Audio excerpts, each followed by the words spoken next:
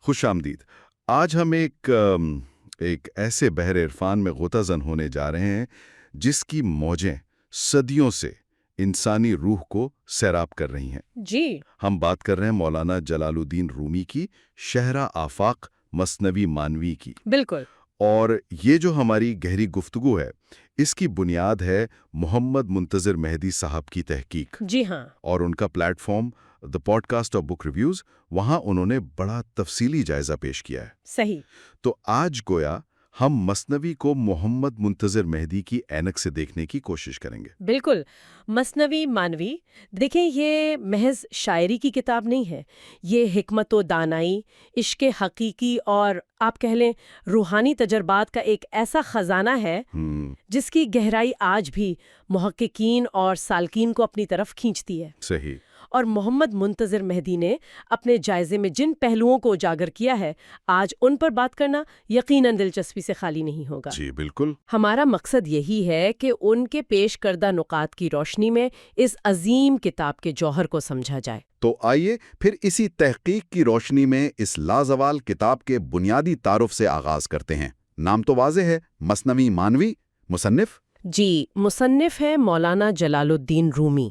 ان کا زمانہ 13ویں صدی عیسوی کا ہے، یعنی 1207 میں پیدائش اور 1273 میں وصال۔ اچھا۔ وہ بلخ میں پیدا ہوئے جو آج کل افغانستان کا حصہ ہے، اور ان کا مزار کونیا یعنی آج کے ترکی میں ہے۔ کونیا۔ جی، وہ اپنے زمانے کے بہت بڑے عالم، فقیہ، مدرس سب کچھ تھے، لیکن ان کی اصل شناخت جو ہے وہ ایک عظیم صوفی شاعر اور مفکر کی ہے۔ صحیح۔ اور محمد منتظر مہدی نے اپنی تحقیق میں اس کتاب کی صنف یعنی جانرے اور اس کی ساخت کے بارے میں کیا بتایا ہے؟ دیکھیں ان کے جائزے کے مطابق یہ بنیادی طور پر صوفیانہ شاعری ہے۔ صوفیانہ شاعری؟ جی، جس میں روحانی فلسفہ ہے، اخلاقی تعلیمات ہیں، اور خاص طور پر عرفانی حکایات کو شعری زبان میں بیان کیا گیا ہے۔ اچھا۔ اور یہ کتاب تقریباً 1258 سے 1273 کے درمیان، یعنی مولانا کی زندگی کے آخری 15 سالوں میں مکمل ہوئی۔ آخری 15 سال؟ جی، زبان ظاہر فارسی ہے، اور اس کا حجم تو حیران کن ہے، 6 دفتر یعنی والیومز۔ 6 دفتر؟ اور قریباً 26,000 اشعار ہیں۔ 26,000 اشعار! یہ تو واقعی ایک سمندر ہے۔ اور محمد منتظر مہدی نے یقیناً اس لقب کا بھی ذکر کیا ہوگا جو اسے دیا جاتا ہے قرآن فارسی؟ جی ہاں، بالکل۔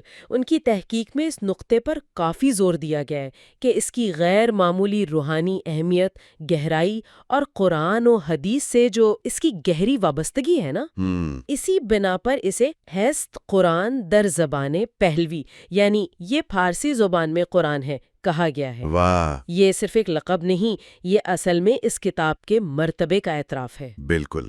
مصنف کے پس منظر پر بھی تھوڑی روشنی ڈالنا ضروری ہے، جیسا کہ محمد منتظر مہدی نے یقیناً کیا ہوگا۔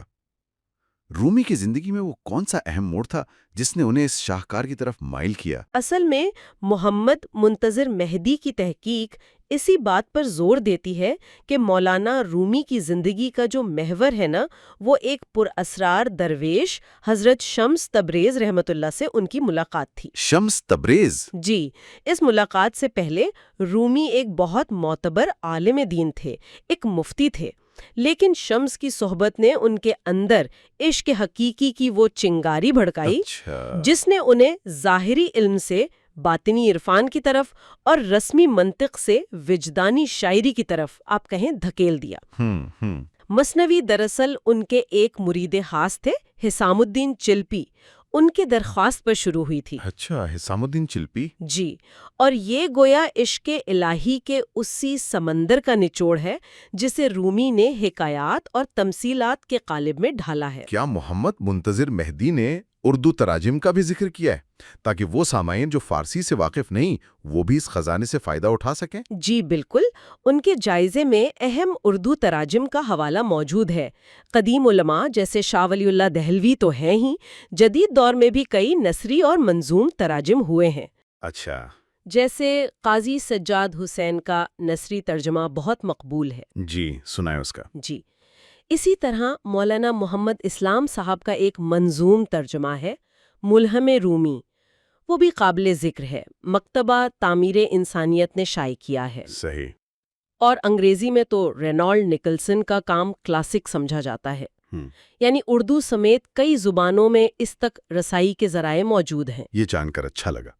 اب آتے ہیں اس کی مواد کی طرف، جس پر محمد منتظر مہدی نے یقیناً تفصیل سے بات کی ہوگی۔ 26,000 اشعار، 6 دفتر، آخر ان میں ہے کیا؟ کیا یہ کوئی ایک لمبی کہانی ہے؟ یہیں سے مثنوی کی انفرادیت شروع ہوتی ہے، اور محمد منتظر مہدی نے اس نقطے کو بہت اہمیت دی ہے۔ یہ کوئی ایک مربوط داستان نہیں ہے، اچھا۔ یا جیسے الف لیلا کی کہانیاں ہوتی ہیں ویسا نہیں ہے، بلکہ یہ سینکڑوں چھوٹی بڑی حکایات، تمثیلات اور قصوں کا ایک ایسا سلسلہ ہے جو ظاہر تو لگتا ہے کہ منتشر ہے، بکھرا واسا۔ جی بکھرا ہوا، لیکن ایک گہری مانوی وحدت ان سب کو آپس میں جوڑے رکھتی ہے۔ یعنی قاری ایک کہانی سے دوسری میں سفر کرتا ہے اور ہر قدم پر کچھ نیا سیکھتا ہے۔ اس میں تو پھر تجسس، سسپینس کا عنصر بھی ہوگا کہ اگلی کہانی کیا راز کھولے گی۔ بالکل، ہر حکایت قاری کو معرفت الہی یا نفس کی پہچان یا اخلاقی تربیت یا کائنات کے کسی بھید کی طرف ایک قدم آگے بڑھاتی ہے۔ صحیح۔ اور مولانا کا انداز بھی بڑا منفرد ہے۔ وہ کہانی سناتے سناتے اچانک کسی گہرے روحانی یا فلسفیانہ نقطے کی تشریح شروع کر دیتے ہیں۔ اچھا۔ قاری کو ایک دم سوچ کے سمندر میں غوطہ دلوا کر پھر واپس کہانی کے دھارے پہ لے آتے ہیں۔ واہ! یہ انداز قاری کو مسلسل چوکنا اور متجسس رکھتا ہے۔ محمد منتظر مہدی نے کن کہانیوں کو خاص طور پر نمایاں کیا ہوگا؟ وہ آغاز والی کہانی، بانسری کی فریاد۔ جی، مثنوی کا آغاز ہی قاری کو گرفت میں لے لیتا ہے، اور محمد منتظر مہدی اس کی تشریح پر خاص زور دیتے ہیں۔ بشنو ازنی چوں حکایت مکند، وز جدائی یہاں شکایت مکند۔ بالکل، سنو، یہ بانسری کیا کہہ رہی ہے؟ یہ جدائیوں کی شکایت کر رہی ہے۔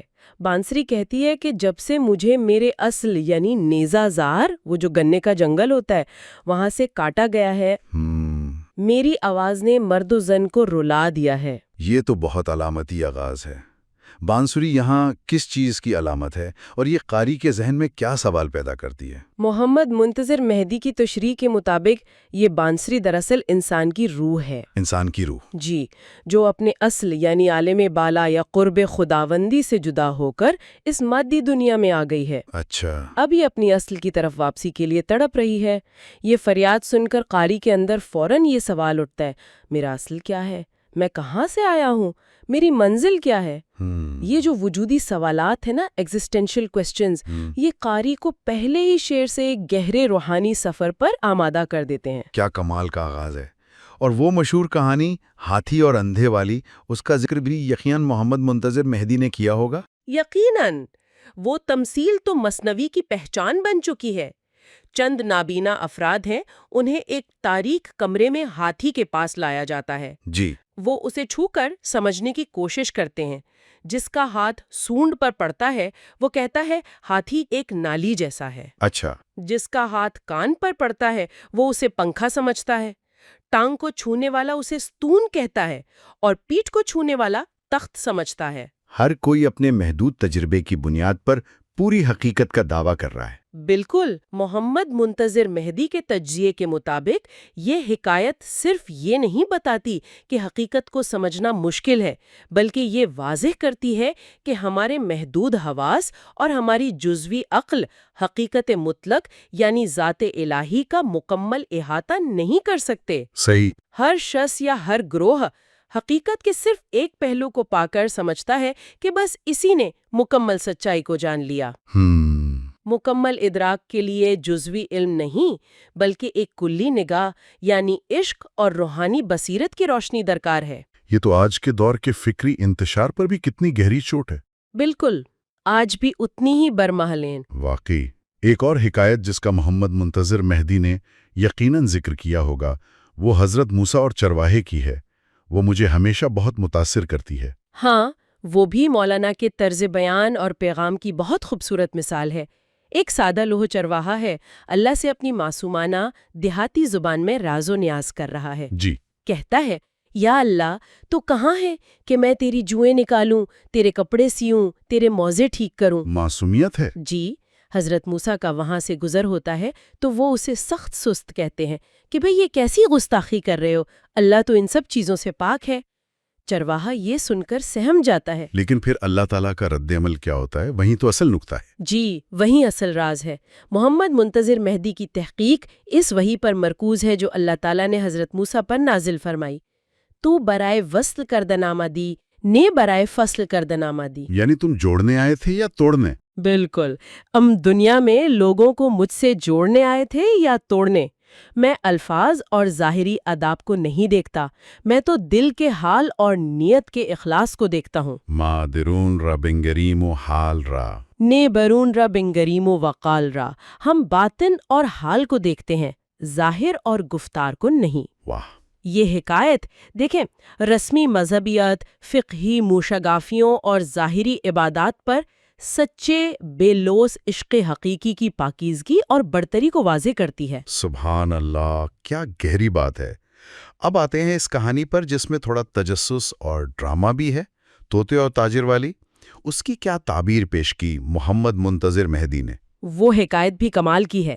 ایک تاجر ہے، اس نے پنجرے میں ایک بڑا ذہین طوطا رکھا ہوا ہے۔ جی، تاجر ہندوستان جانے لگتا ہے تو طوطا فرمائش کرتا ہے کہ بھئی وہاں جنگل میں میرے آزاد ساتھیوں کو میرا سلام کہنا اور میرا حال قید سنانا۔ اچھا، تاجر ایسا ہی کرتا ہے۔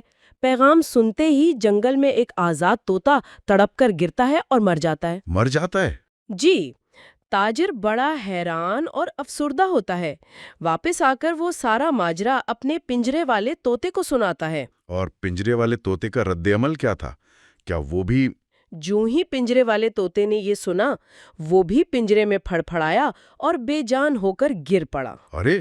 تاجر کو بہت دکھ ہوا کہ بھئی میری خبر کی وجہ سے میرا پیارا طوطا بھی مر گیا۔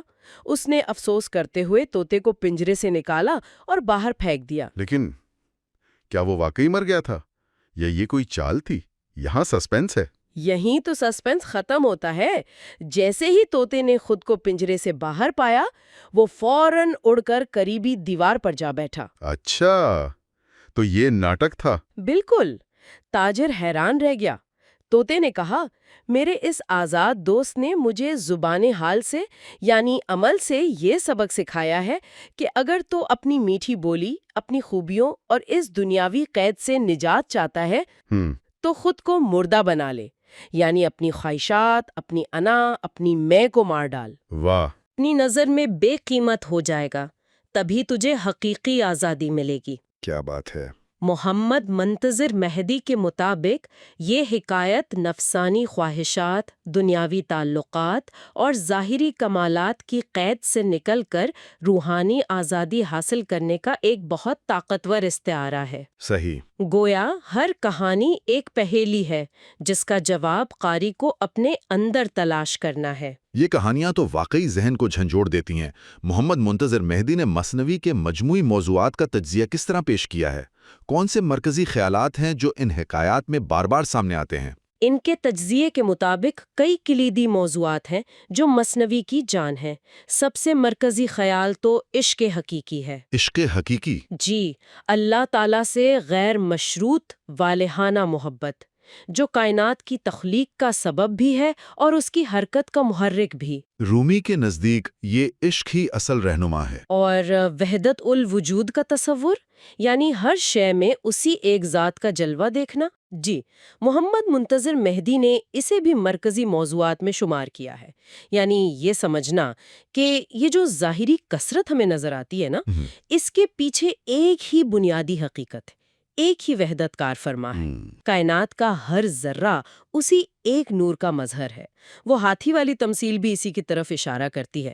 جزوی نظر صرف اختلاف دیکھتی ہے، کلی نظر وحدت کو پا لیتی ہے۔ صحیح۔ انسان کی باطنی کشمکش کا موضوع بھی اہم ہوگا۔ بہت اہم، یعنی نفس امارہ جو برائی پر اکساتا ہے، اس سے نفس مطمئنہ تک کا سفر جو اللہ کی یاد میں سکون پاتا ہے۔ جی، محمد منتظر مہدی کے تجزیے میں اس اندرونی جہاد، روحانی ترقی کی منازل اور قرب الہی کی مسلسل کوشش کو بڑی اہمیت دی گئی ہے۔ یہی وہ نفس کی اقسام کی وضاحت کرتے ہیں۔ نفس امارہ، نفس لوامہ، نفس مطمئنہ۔ جی، کہ کیسے انسان اپنی پست خواہشات سے بلند ہو کر حقیقی سکون پا سکتا ہے۔ اور اخلاقیات، صبر، شکر، توکل جیسے اوصاف۔ یقیناً مثنوی تو اخلاقی تعلیمات سے بھری پڑی ہے۔ صبر، شکر، قناعت، توکل، اخلاص، عاجزی، خدمت خلق، ان سب اوصاف کی اہمیت کو سینکڑوں حکایات کے ذریعے دل نشیں انداز میں بیان کیا گیا ہے۔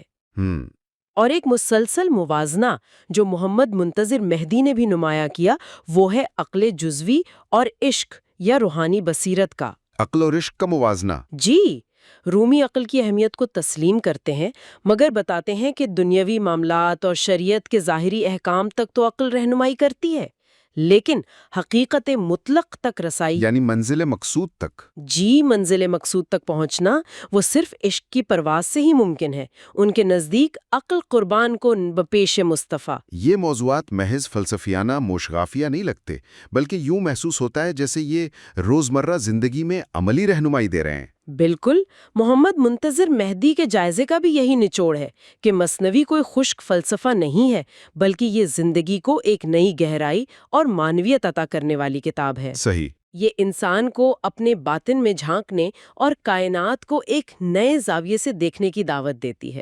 اب اگر ہم اس کتاب کے اثرات پر نظر ڈالیں، جیسا کہ محمد منتظر مہدی کی تحقیق میں بتایا گیا ہوگا، تو وہ کیا ہیں؟ کیا اس نے صرف ادبی حلقوں کو متاثر کیا یا اس کا اثر زیادہ وسیع تھا؟ محمد منتظر مہدی کے مطابق اس کے اثرات تو حیران کن حد تک وسیع اور گہرے ہیں۔ اسلامی دنیا میں خاص طور پر فارسی، ترک، وسط ایشیائی اور بر صغیر کی ثقافتوں میں اسے قرآن پاک کے بعد سب سے زیادہ اہم اور محترم روحانی کتابوں میں شمار کیا جاتا رہا ہے۔ صدیوں تک خانقاہوں اور علمی حلقوں میں اس کا درس ہوتا رہا ہے۔ اور اردو ادب پر اس کے کیا اثرات ہیں؟ اردو ادب، خاص طور پر شاعری، تو رومی کے اثرات سے مالا مال ہے۔ بڑے بڑے صوفی شعراء نے براہ راست یا بالے واسطہ طور پر مثنوی سے فیض پایا ہے۔ جی۔ لیکن سب سے نمایاں مثال جس کا ذکر محمد منتظر مہدی کی تحقیق میں لازمن ہوگا، وہ علامہ اقبال کی ہے۔ اقبال کی؟ اقبال تو برعملہ مولانا رومی کو اپنا پیر رومی یعنی روحانی مرشد قرار دیتے تھے۔ اپنا مرشد کہتے تھے؟ جی، اور ان کی فکر، خصوصاً عشق، خودی، مرد مومن کے تصورات، ان سب پر رومی کا گہرا رنگ چڑھا ہوا نظر آتا ہے۔ اقبال نے تو کہا، پیر رومی خاک را اکسیر کرد، از غبارم جلوہات تعمیر کرد۔ یہ تو بہت بڑا اعتراف ہے۔ کیا مغرب میں بھی مثنوی کی پذیرائی ہوئی ہے؟ جی ہاں، اور یہ پہلو بھی محمد منتظر مہدی نے اپنی تحقیق میں شامل کیا ہے کہ پچھلی چند دہائیوں میں مغرب میں رومی کی مقبولیت میں غیر معمولی اضافہ ہوا ہے۔ اچھا۔ ان کے کلام کے انگریزی تراجم لاکھوں کی تعداد میں فروخت ہوئے ہیں۔ وہاں انہیں صرف ایک شاعر کے طور پر نہیں، بلکہ ایک عظیم روحانی مفکر، ماہر نفسیات اور مختلف تہذیبوں کے درمیان پل بنانے والی شخصیت کے طور پر دیکھا اور سراہا جاتا ہے۔ یہ واقعی حیران کن ہے کہ 13ویں صدی میں لکھی گئی ایک فارسی کتاب آج 21ویں صدی میں پوری دنیا میں اتنی متعلقہ سمجھی جا رہی ہے۔ جی، محمد منتظر مہدی نے اس کے اسلوب تحریر کی کن خصوصیات کو اس کی لازوال مقبولیت کا سبب قرار دیا ہے؟ ان کے جائزے کے مطابق مولانا کا انداز بیان بے وقت سادہ بھی ہے اور گہرا بھی۔ سادہ اور گہرا؟ جی، زبان رواں دواں ہے، اشعار دل میں اتر جاتے ہیں، کوئی غیر ضروری پیچیدگی یا بناوٹ نہیں۔ لیکن سب سے بڑی خوبی جس پر محمد منتظر مہدی زور دیتے ہیں، وہ تمثیلات اور حکایات کا استعمال ہے۔ کہانیاں اور مثالیں؟ بالکل۔ وہ انتہائی مشکل اور دقیق فلسفیانہ یا روحانی نکات کو بھی روزمرہ زندگی سے لی گئی سادہ کہانیوں اور مثالوں کے ذریعے اس طرح سمجھا دیتے ہیں کہ ایک عام قاری بھی بات کی روح تک پہنچ جاتا ہے۔ اور قرآن و حدیث کو کہانیوں میں سمونے کا انداز؟ وہ بھی کمال کا ہے۔ محمد منتظر مہدی بتاتے ہیں کہ مثنوی کی بنیاد ہی قرآن و حدیث ہے۔ مولانا براہ راست آیات یا احادیث کا حوالہ دیتے ہیں یا پھر ان کے مفہوم کو کہانیوں اور شعری تمثیلات کے ذریعے اس طرح بیان کرتے ہیں کہ ان کے باطنی، عملی اور روحانی پہلو روشن ہو جاتے ہیں۔ یہی سادگی، گہرائی، تمثیلی انداز اور قرآن و سنت سے مضبوط تعلق کا امتزاج ہے جو مثنوی کو ایک منفرد اور لازوال مقام عطا کرتا ہے۔ تو اگر ہم محمد منتظر مہدی کے پیش کردہ اس تمام تجزیے کا خلاصہ کریں تو مثنوی مانوی قاری کو کیا دیتی ہے؟ ان کے تجزیے کا نچوڑ یہ ہے کہ مثنوی محض ایک کتاب نہیں ہے، یہ ایک مکمل روحانی تربیت گاہ ہے، ایک آئینہ خانہ ہے جس میں انسان اپنی اصل صورت دیکھ سکتا ہے۔ واہ! یہ صرف علم نہیں دیتی، یہ حال بدلتی ہے۔ یہ قاری کے اندر سوالات پیدا کرتی ہے، اسے اپنی ذات، اپنے خالق اور اس کائنات کے بارے میں گہرائی سے سوچنے پر مجبور کرتی ہے، جی، اور پھر محبت، معرفت اور خدا سے قربت کی راہ بھی دکھاتی ہے۔ محمد منتظر مہدی کے مطابق اسے پڑھنا محض ایک علمی سرگرمی نہیں بلکہ ایک گہرا، ذاتی اور زندگی بدل دینے والا روحانی تجربہ بن سکتا ہے۔ بالکل۔ یہ کتاب ہمیں سکھاتی ہے کہ زندگی کی مشکلات، پریشانیوں اور خوشیوں کو ایک وسیع تر روحانی تناظر میں کیسے دیکھا جائے۔ یہ ہمیں امید، صبر اور ہر حال میں شکر گزاری کا درس دیتی ہے۔ بہت خوب۔ چونکہ یہ ساری گفتگو محمد منتظر مہدی کی تحقیق اور ان کے platform the podcast of book reviews پر مبنی ہے، تو اگر کوئی سامع اس کتاب کو حاصل کرنا چاہے یا محمد منتظر مہدی کے کام کے بارے میں مزید جاننا چاہے تو کیا کیا جا سکتا ہے؟ جی، محمد منتظر مہدی نے یہ سہولت فراہم کی ہے کہ اگر کوئی یہ کتاب خریدنا چاہے تو ان کے نمبر 0349226647 پر رابطہ کر سکتا ہے۔ 0349226647۔ جی، مزید یہ کہ انہوں نے اس کتاب اور دیگر بہت سے علمی و ادبی مواد کو اپنے بلاگ knowledgewithmm.blogspot.com پر ڈاؤن لوڈ کے لیے بھی دستیاب کیا ہے۔ اچھا، knowledgewithmm.blogspot.com، یہ بھی اچھا ہے۔ جی، محمد منتظر مہدی صاحب خود the podcast of book reviews کے ذریعے عالمی ادب، صوفیانہ کتب، فکشن، تاریخ اور فلسفے پر مبنی کتابوں کے معلوماتی جوازے اور خلاصے پیش کرتے رہتے ہیں، جی ہاں، جن کا مقصد لوگوں میں مطالعے کا شوق پیدا کرنا ہے۔ بلا شبہ ان کا کام بہت قابل قدر ہے۔ تو آج کی یہ گفتگو مثنوی مانوی کے ان چند پہلوؤں پر مرکوز رہی جنہیں محمد منتظر مہدی نے اپنے جائزے میں اہم قرار دیا۔ امید ہے اس سے سامعین کو اس لازوال کتاب کی قدر و قیمت کا بہتر اندازہ ہوا ہوگا۔ اور جاتے جاتے ایک نکتہ سامعین کی نظر کرنا چاہوں گی جو شاید محمد منتظر مہدی کے تجزیے کی روح بھی ہو، جی فرمائیے۔ کہ جب مثنوی پڑھیں یا اس کی کوئی حکایت سنیں تو ایک لمحے کے لیے ٹھہر کر سوچیں کہ یہ صدیوں پرانی کہانی، یہ کردار، یہ کشمکش آج میری اپنی زندگی، میرے اندرونی انتشار، میری روحانی جستجو اور میرے سماجی حالات سے کیسے جڑتی ہے۔ یہ غور و فکر شاید معرفت کے کچھ نئے دروازے کھول دے۔ کیا خوبصورت اختتامی سوچ ہے، بہت شکریہ۔ اب اجازت سے پہلے وہ ضروری اعلان، کریڈٹ لائن۔ یہ خلاصہ اور جائزہ Muhammad Muntazir Mehdi, founder of the podcast of book reviews کی تحقیق اور پیشکش ہے، جو سوشل میڈیا پلیٹ فارمز خصوصاً یوٹیوب پر درجنوں کتابوں کے دلچسپ معلوماتی اور علمی مواد شیئر کرتے ہیں، جبکہ واٹس ایپ اور فیس بک پر نالج ود MMM کے نام سے گروپ سیریز چلا رہے ہیں۔ نالج ود MM شمس، یہ جگہ محمد منتظر مہدی یعنی MM کی جانب سے مرتب کی گئی ہے اور ذہن کو معلومات کے وسیع ذخیرے سے مالا مال کرنے کے لیے وقف ہے۔ عمومی معلومات سے لے کر سائنس، ادب، تاریخ اور ٹیکنالوجی تک موضوعات کی ایک وسیع رینج کا احاطہ کیا جاتا ہے جو سمجھ کو وسعت دینے کے لیے بنائے گئے ہیں۔ بالکل۔ اس پلیٹ فارم میں گہرائی میں جائیں اور MM کے علم کے شوق کو زیادہ علم کی طرف اپنے سفر میں رہنمائی کرنے دیں۔ چاہے سیکھنے کا شوق ہو یا جوابات کی تلاش، یہاں تجسس کو جگانے اور افق کو وسیع کرنے کے لیے کچھ نہ کچھ ضرور ملے گا۔ جی۔ نالج ود MMM کا لنک تفصیلات یعنی ڈسکرپشن میں موجود ہے۔ اگلی گفتگو تک کے لیے اجازت دیں۔